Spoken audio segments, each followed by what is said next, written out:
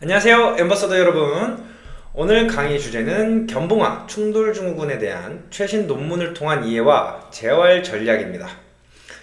오늘은 어깨 충돌증후군이라는 어깨 질환의 주요 원인과 특징을 알아보고 기존 치료법의 한계와 최신 논문에서 제시하는 고유 수용성 감각을 향상시키는 트레이닝의 중요성을 살펴보려고 합니다.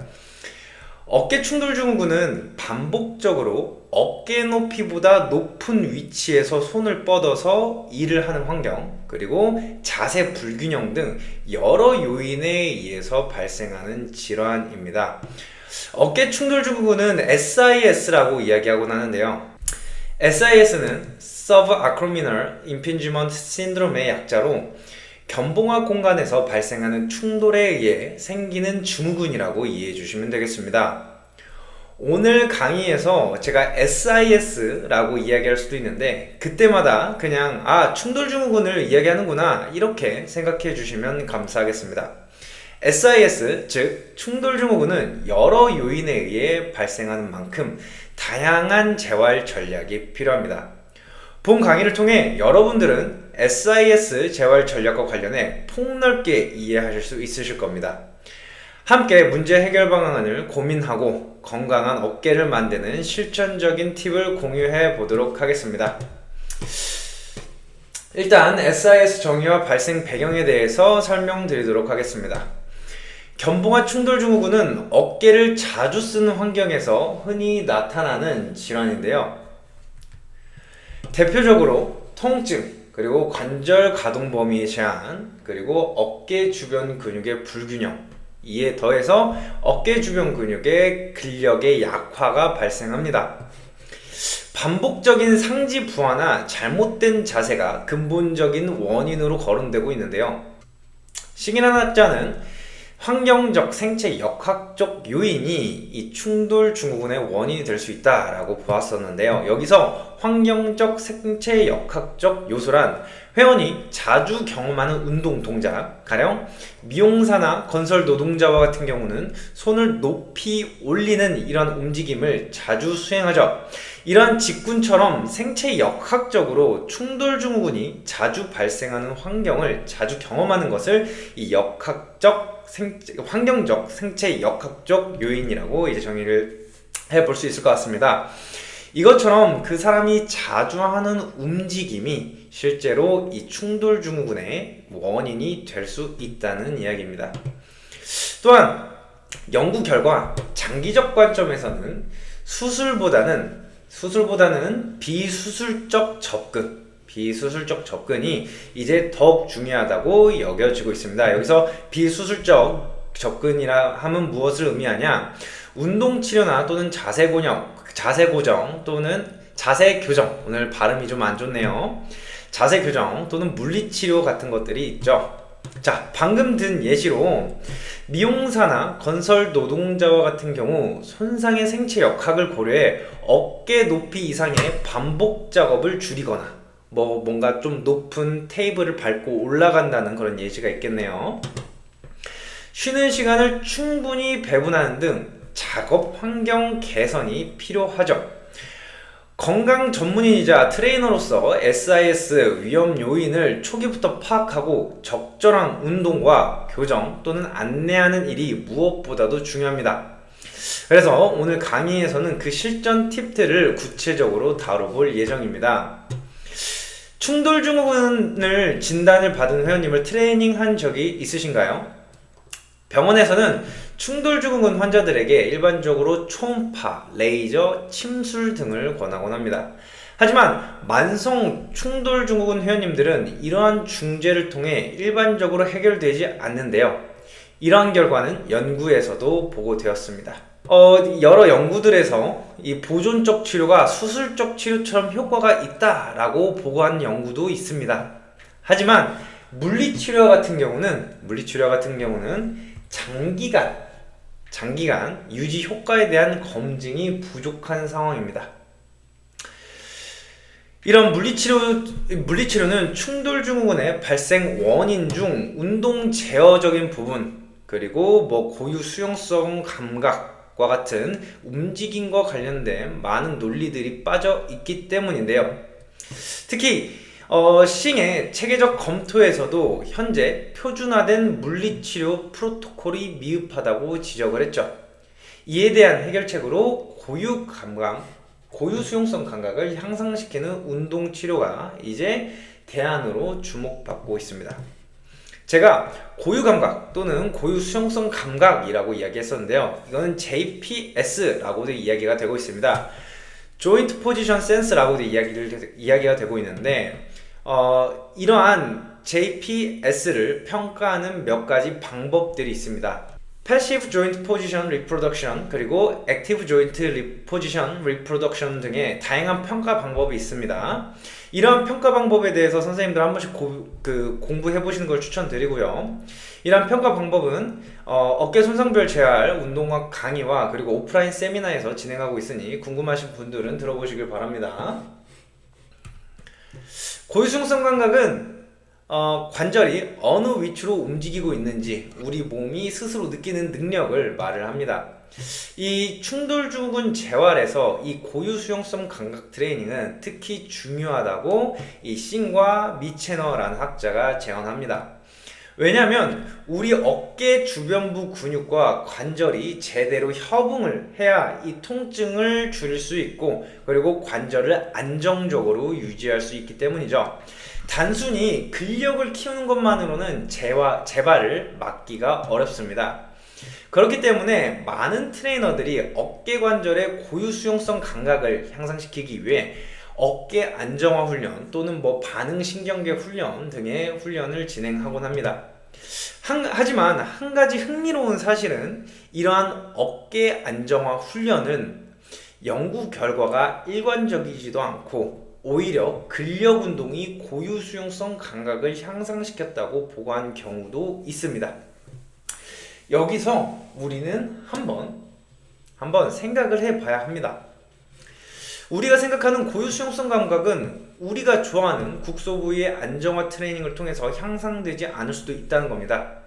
이와 같이 특정한 면에서의 움직임과 근육 활성과 관련된 트레이닝은 모터 컨트롤 트레이닝, 운동 제어 또는 역학과 관련해서 하고 싶은 이야기가 많이 있으나 이 강의의 대상은 재활 공부를 처음 시작하는 트레이너 선생님들이기 때문에 이 정도까지만 이야기를 하겠습니다. 정리해서 다시 말씀드리면 이 고유 수용성 감각을 향상시키는 것이 이 충돌 증후군의 매우 중요한 요인이 맞습니다. 하지만 이 고유 수용성 능력을 향상시키기 위해서 소위 어깨 안정화 운동이라고 이름이 붙여진 그런 운동만으로는 충분하지 않을 수도 있다는 겁니다.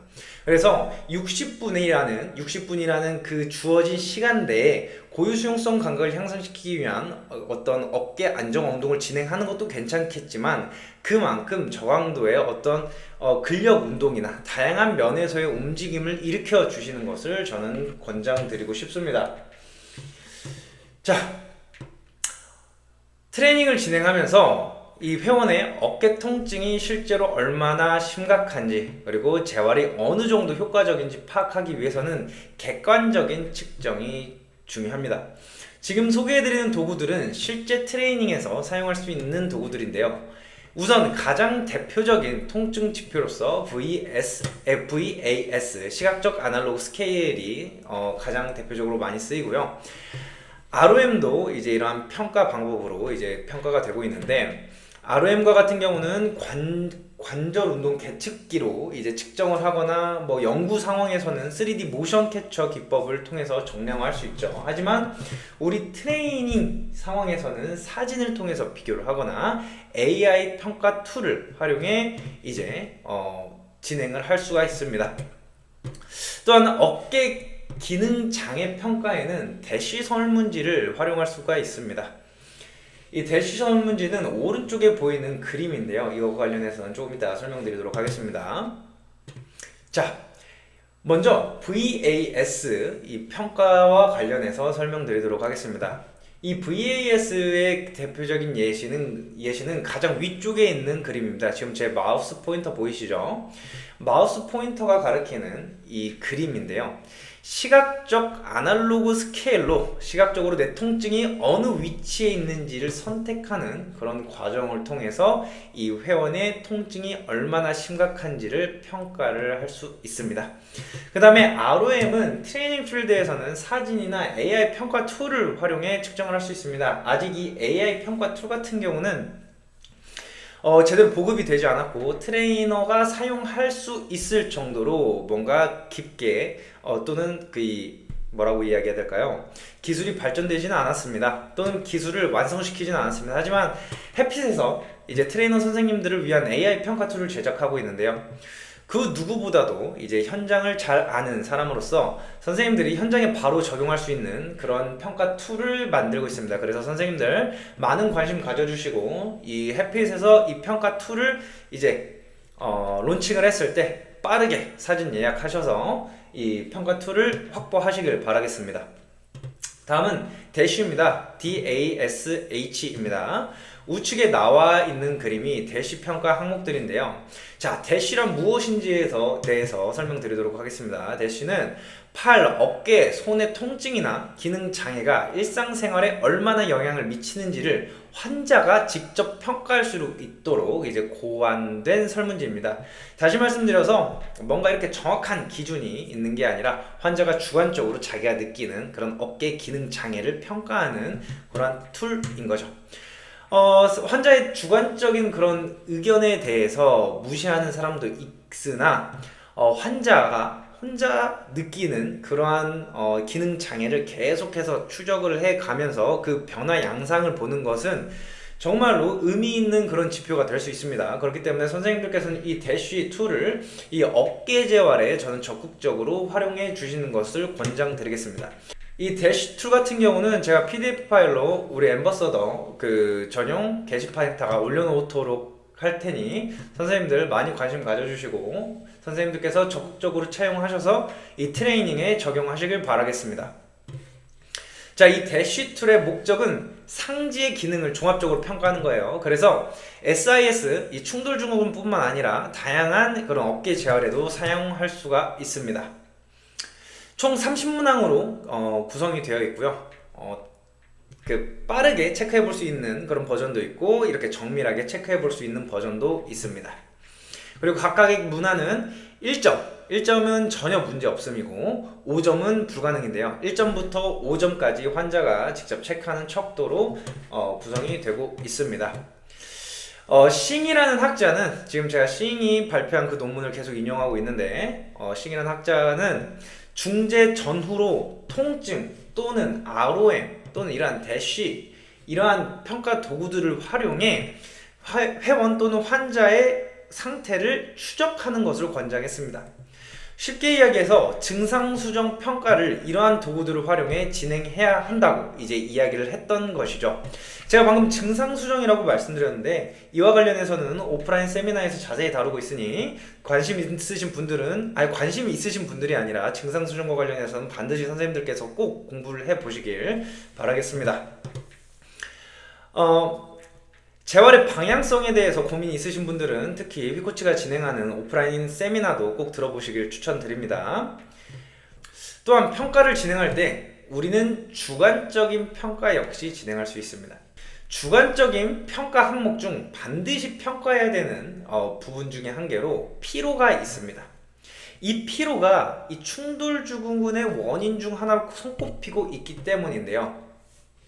근육의 단단함 또는 긴장도 또는 견갑골의 움직임을 우리 트레이너들이 주관적으로 계속해서 평가를 하고 추적을 해서 회원들의 피로를 어느 정도 트레이너의 주관으로 평가하는 것도 정말 중요합니다.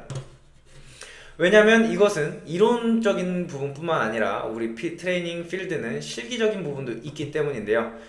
이론적으로는 아직 설명하지 못하는 많은 부분들도 우리는 경험적으로 알고 있기 때문에 선생님들께서 이 회원의 피로 정도를 이 근육의 단단함 또는 움직임을 통해서 어느 정도 유추해 보시는 것을 추천드립니다. 루이스라는 연구자는 일과 관련된 상지 부하를 평가를 한 그런 논문을 이제 보고를 했었습니다. 직군별로 어느 정도 이 충돌 증후군의 위험이 있는지를 이제 위험 비율을 수치화했는데요. 연구 결과 어깨 높이 이상으로 손을 활용하는 작업 빈도가 일정 기준을 넘으면 이 충돌 증후군 발생 위험이 현저히 올라갈 수 있다는 것을 보고했습니다. 이러한 결과를 살펴보면 직군별로 어깨 부위에 서로 다른 정도의 피로를 경험할 수 있다는 것을 알 수 있고, 직군별로 트레이닝을 어떻게 진행해야 되는지에 대한 인사이트를 얻을 수가 있습니다. 한 가지 예시를 들어볼게요. 손을 높이 올리는 자세를 자주 취하는 회원이 선생님들께 수업을 받으러 왔다, 이렇게 가정을 해봅시다. 선생님들은 이 회원들에게 어깨 피로를 호소하는 운동을 시키실 건가요?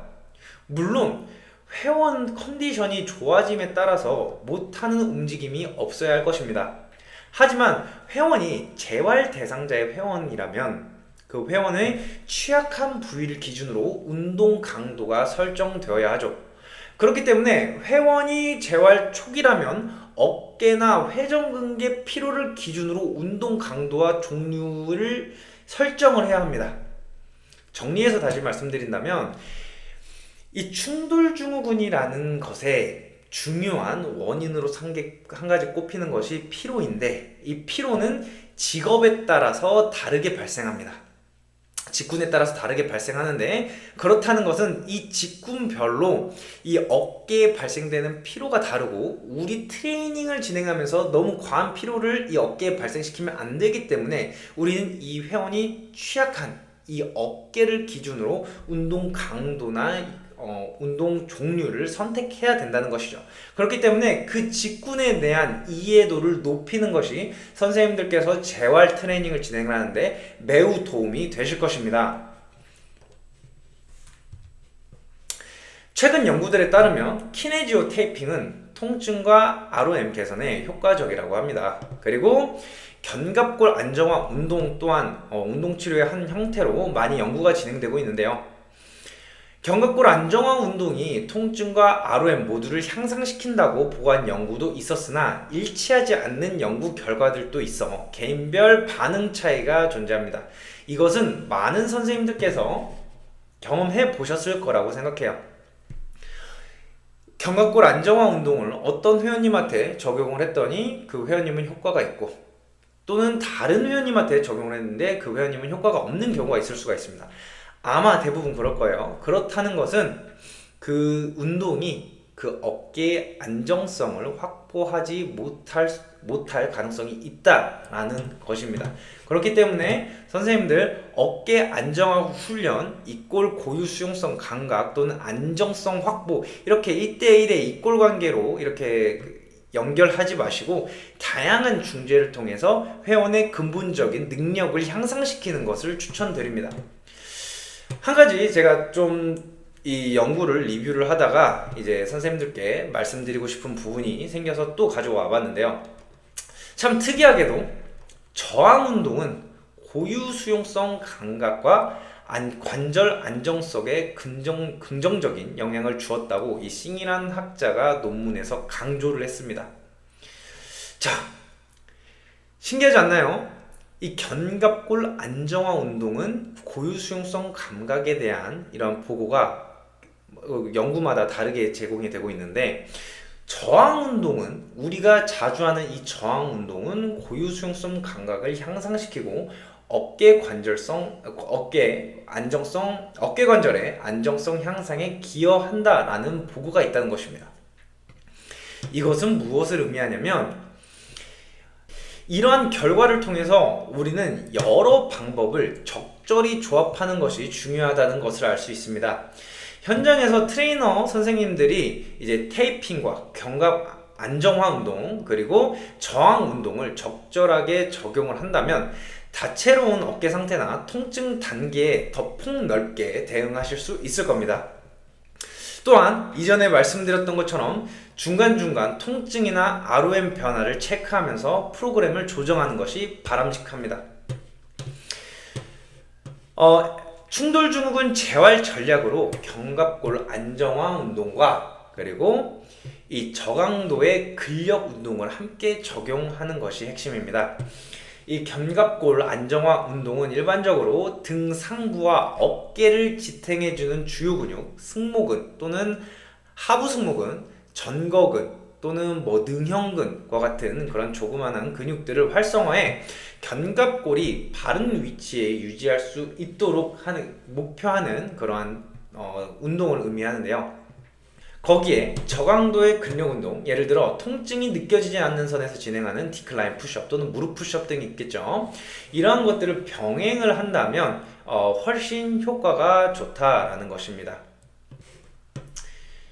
미체너 등의 리뷰에서도 이런 장기적으로 이런 통합적 접근이 통증 완화와 ROM 개선에 유리하다고 강조를 했습니다.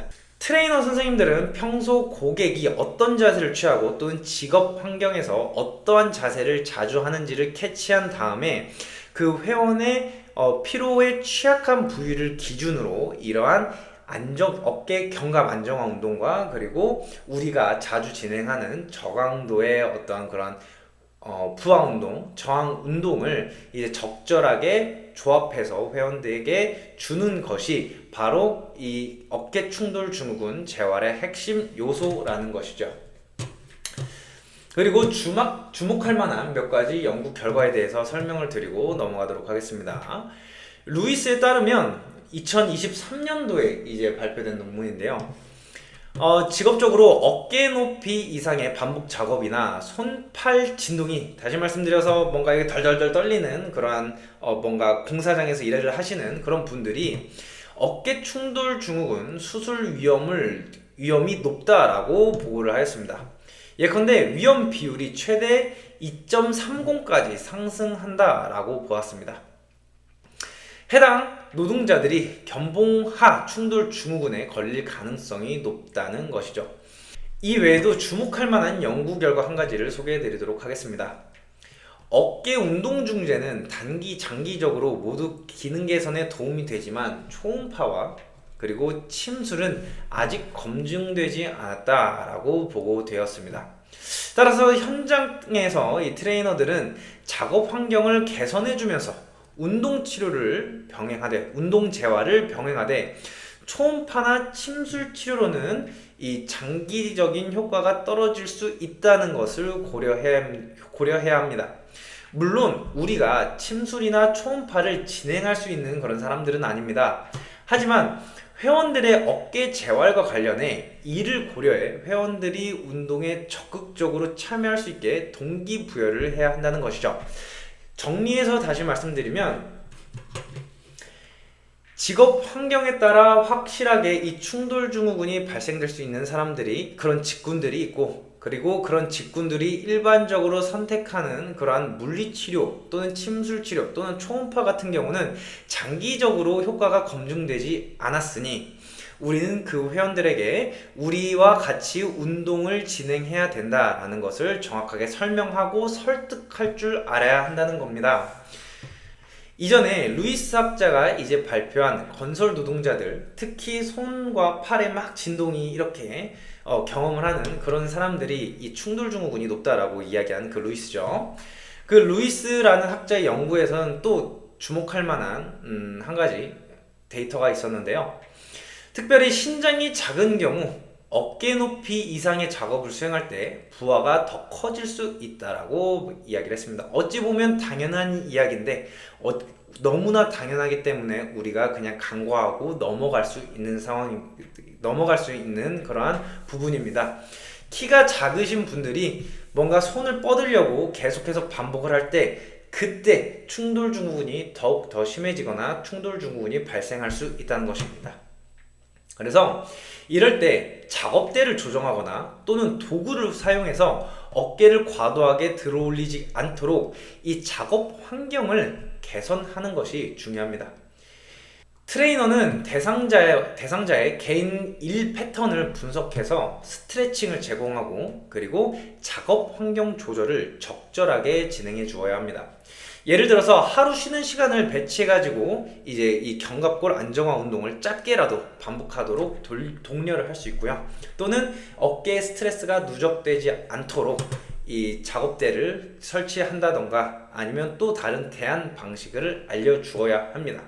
또한 단기적으로는 여러 재활 기법, 운동, 관절 가동술 또는 테이핑 등 모두 통증 완화와 기능 회복에 도움이 되었다고 합니다. 하지만 실제로 재발 없이 오랫동안 유지되려면 고유 수용성 감각을 향상시켜야 되고, 이것은 견갑 안정화와 그리고 저강도 저항 운동이 계속되어야 한다는 것을 의미합니다. 이전에 이 저항 운동과 견갑 안정화 운동을 통해서 고유 수용성 능력을 향상시킬 수 있다라고 말씀드렸었죠. 그래서 장기적으로 어깨 안정성을 확보하기 위한 그런 재활 프로토콜은 아직 계속해서 마련이 되어야 합니다. 아직 부족한 점이 많은 거예요. 하지만 이 회원들이 계속해서 운동을 해야 한다는 것은 변함이 없습니다. 그만큼 현장 트레이너의 이 역할이 중요합니다. 특정 기법만 단타로 적용하는 것보다는 올바른 자세와 훈련 또는 이 어깨 안정화 운동을 길게 이어갈 수 있도록 교육을 하고, 특히 그 회원이 계속 운동을 진행할 수 있게 우리는 웨이트 트레이닝을 교육을 진행을 해야 합니다. 그 회원이 혼자서 웨이트 트레이닝을 진행할 수 있게끔 하기 위해 우리는 저강도에서부터 회원이 혼자 할 수 있을 정도의 어떤 기능을 갖출 때까지 우리는 옆에서 함께 이끌고 가야 되는 그러한 사람인 거죠. 자, 오늘 강의에서는 이 충돌증후군의 정의와 원인, 그리고 기존 치료법들의 한계점과 고유 수용성 감각을 향상시켜야 한다는 그 핵심 가치를 살펴보았습니다. 가장 중요한 포인트는 무엇보다도 장기적인 어깨 안정성을 위해 안전하고 효율적인 운동 교육이 필요하다는 것인데요. 견갑골 안정화 운동뿐만 아니라 이러한 저강도의 웨이트 트레이닝, 부하 운동을 통해서 통증을 줄이고 어깨의 움직임을 자연스럽게 되돌리는데 우리는 기여를 해야 되는 사람들입니다. 다만 개인차가 크고 작업 환경이나 근육 상태가 그러니까 이 근육 역치 상태가 다양하므로 반드시 정기적으로 평가를 진행해야 합니다. 이 평가와 관련해서는 이전에 제가 VAS 그리고 대쉬 이러한 그 툴들을 소개해 드렸었죠. 이러한 것들을 계속해서 적용을 하면서 선생님들의 운동 재활 어떤 그런 프로그램이 올바르게 작동하고 있는지, 선생님들의 프로그램이 이 회원 상태에 적합한지에 대해서 계속해서 이 체크를 해 보셔야 합니다. 또한 연구 결과에 한계가 존재하는 만큼 새롭게 제시되는 운동법들을 무작정 적용하기보다는 각자의 임상 경험과 과학적 근거를 바탕으로 세심하게 조정해 보시길 추천드립니다. 쉽게 말씀드려서 인스타그램에 막 떠돌아다니는 그러한 근거 없는 이야기들을 막 쫓는 것보다 선생님들의 임상 경험을 기준으로서 이러한 운동 방법들, 그런 재활 프로토콜을 정의를 해 보시는 것을 추천드립니다. 오늘은 견봉화 충돌증후군에 대한 최신 논문을 통한 이해와 재활 전략이라는 주제로 이제 강의를 진행하였습니다. 해피 사이트에 들어가 보면 기초부터 적용까지 재활 트레이닝을 진행하기 위한 커리큘럼이 완벽하게 마련되어 있으니 커리큘럼을 확인하시고 선생님들 단계에 맞는 공부를 진행하시는 걸 추천드립니다. 자, 운동으로 회원들의 행복을 되찾아주는 우리는 해핏입니다. 고생하셨습니다.